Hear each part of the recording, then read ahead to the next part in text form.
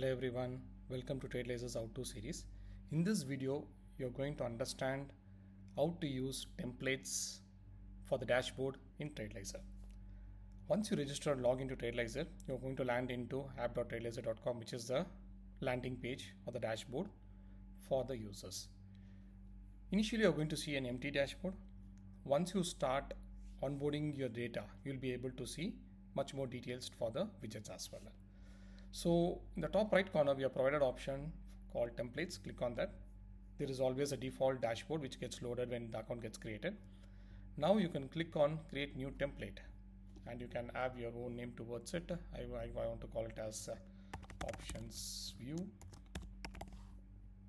and I can set as default template and click on create template. So what it's going to do, it is going to make this options view template as a default one and the default dashboard as a secondary one for you. Once you go back to the dashboard, you can see there is an empty layout. So you can click on edit the layout and you can define your own set of layout which has been required for you to add the widgets basically. So you can add a widgets over here. The widgets are like completely customized. We have a small widget and large widget. At the top is a small widgets which is going to show you the metrics, single info metrics, whereas the large widget is going to give you a view towards a much detailed information for the respective widgets as well. Click on add the widget. There is a list of small widgets that has been available. You can click and that is going to get loaded directly into the widget based which you have clicked. Likewise, for the large widgets, you can click on that. You can keep adding the large widgets as well, which is going to be simple and straightforward. Here there are like multiple options provided, which is like if all you want to have a larger widget like 2-in-1, you can click on that. It's going to show a larger view.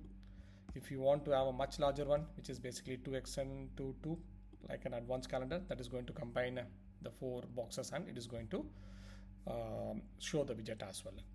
So you can add as many as widgets you want, as many as templates you want as well, so that you can able to have your own view and own metrics towards what you want to see it on the dashboard. You can click on save layout. It is going to be automatically saved, and every time you are going to come back to this dashboard, it is going to load you the one what you have created for yourself. With this, we have provided a much more flexible layout for our users. Feel free to use it out, and if you have any requirement towards having any new metrics that we want to be shown on the widget, please reach out to us. We'll be glad to include that as part of the widget library as well. Hope you enjoyed watching this video. See you into the next one. Thank you.